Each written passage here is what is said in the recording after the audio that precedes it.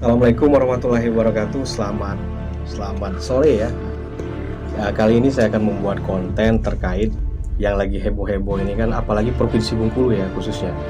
Provinsi Bengkulu ini kan musimnya musim penghujan sekarang, musim hujan bahkan disertai oleh badai. Tentu dalam ini timbul pertanyaan nih, bagaimana kendaraan tertimpa pohon tumbang?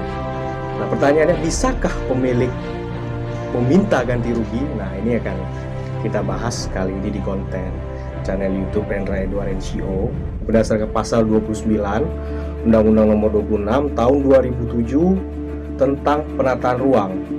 Jadi di sini menjelaskan bahwa ruang terbuka itu terdiri dari ruang terbuka yang terbuka hijau, sifatnya ada yang publik, dan ruang terbuka hijau yang privat.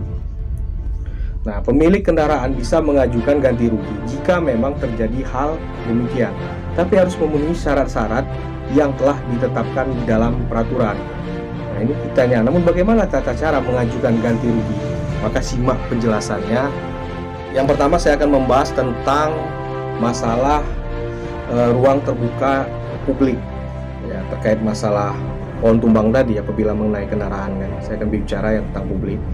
Nah, di dalam publik ini kan timbul tata cara ini, bagaimana tata cara atau syarat-syarat untuk mengajukan ganti rugi terkait pohon tumbang tadi mengenai kendaraan. Kita harus fotoin, kita potret kendaraan itu sebagai dokumentasi. Nah, kemudian kita laporkan kejadian tersebut ke kantor polisi terdekat dan minta surat keterangan. Nah, kemudian yang ketiga, hitung berapa kerugian yang diderita. Nah, kemudian kita datangi kantor Dinas Kehutanan dengan menyertakan fotokopi KTP, STNK, BPKB, dan surat pernyataan yang bermaterai. Nah, mungkin ini nanti akan diverifikasi oleh Dinas Kehutanan. Kalau memang itu wewenangnya Dinas Kehutanan, maka kita minta ganti rugi ke Dinas Kehutanan atau dengan pemerintah setempat. Nah, itu terkait ruang hijau sifat publik. Nah, publik ini arti bahasa sederhana adalah pemerintah, terkait tata ruang yang tata kelolanya ada pada pemerintah. Nah, itu yang publik. Jadi aturan teknis terkait tentang ruang terbuka hijau ini kan diatur oleh Peraturan Menteri PU nomor 05/PRT/M/2008 tentang pedoman penyediaan dan pemanfaatan ruang hijau terbuka hijau di kawasan perkotaan. Jadi ini aturan teknis. Tadi ada undang-undangnya dan ini ada permen PU-nya. Jadi sangat-sangat yang saya bicarakan ini, yang mudah-mudahan ini mempunyai dasar hukum. Jadi tidak hanya sekedar bicara, tapi bicara yang bisa dipertanggungjawabkan secara hukum. Dalam permen yang saya sampaikan tadi, itu termuat tentang pemeliharaan kriteria, artinya teknis diatur di sana. Nah, pada intinya apabila kendaraan saudara tertimpa pohon, tentunya saudara, ini saya ulangi, saudara bisa menuntut ganti rugi kepada para pihak pemerintah setempat kalau ini sifatnya publik, yang pengelolaan pengawasan itu ada pada pemerintah, itu namanya publik. Nah, tuntutan yang bisa saudara sampaikan pun bisa terpenuhi asal pemerintah setempat terbukti lalai. Ya, saya ulangi lagi, asal pemerintah setempat terbukti lalai dalam menjalankan kewajiban yang tertuang di dalam Permen PU nomor 5 tahun 2008 yang saya sampaikan tadi, aturan teknis tadi. Nah, kemudian itu tadi kan publik, saya bicara tentang publik kan. Nah, kemudian jadi pertanyaan lagi nih, bagaimana kalau kendaraan yang tertimpa pohon tadi itu di ruangan terbuka yang privat? Nah, kalau tadi kita bahas pohon tumbang yang ada di ruangan terbuka hijau publik, nah kini kita bahas juga mengenai ruang terbuka hijau yang sifatnya privat. Nah, kemudian dia pertanyaan, apa saja sih yang termasuk ke dalamnya? Sesuai dengan namanya kan, ruang terbuka privat. Ini adalah yang dimiliki oleh perseorangan atau sebuah perusahaan atau badan hukum lah. Intinya bukan pemerintah intinya. Nah, oleh karena itu, jika pohon yang menimpa kendaraan saudara di lahan milik perseorangan, maka pemilik lahan tersebut bisa dituntut untuk memberi ganti kerugian. Maka saya ulangi lagi ya, pemilik kendaraan yang tertimpa pohon tumbang tadi bisa meminta atau menuntut untuk memberikan ganti kerugian. Nah, ini keren kan? Jadi bagi saudara-saudara yang berkendaraan nggak usah khawatir, media hukumnya sudah sangat banyak bisa dilakukan untuk pertanggungjawaban baik secara perdata maupun pidana ya.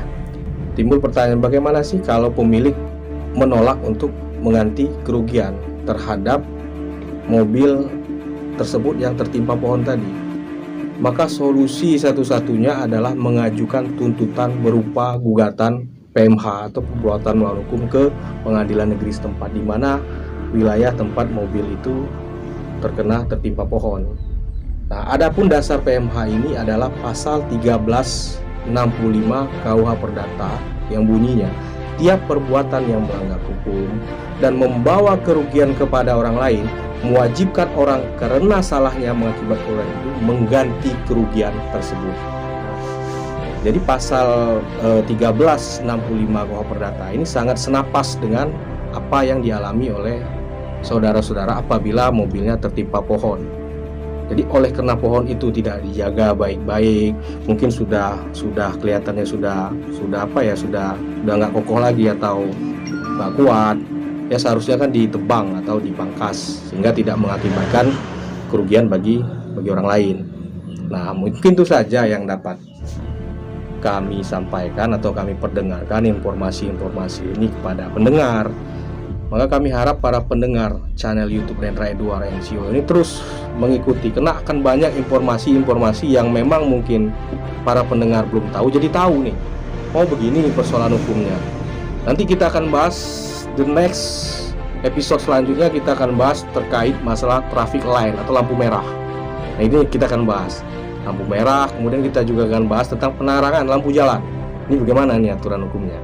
Kemudian juga kita akan bahas masalah seseorang berkendaraan jatuh di jalan yang dimana jalan itu adalah pemeliharaannya ada pada pemerintah setempat. Nah, ini bagaimana sih langkah hukumnya. Nah, ini nanti akan kita kupas. Maka para pendengar terus subscribe, kemudian tuh klik tanda lonceng, kemudian like. Maka nanti ada pembaruan berita-berita konten terbaru saya itu akan muncul di screen di HP atau di layar para pendengar. Jadi apabila para pendengar ada yang kurang jelas dengan pemaparan atau informasi yang kami berikan ini, kami sampaikan melalui channel YouTube ini, boleh komen di kolom komentar di bawah ini nanti, atau nanti bisa menghubungi nomor HP saya atau email saya. Maka saya akan memberikan jawaban secara khusus.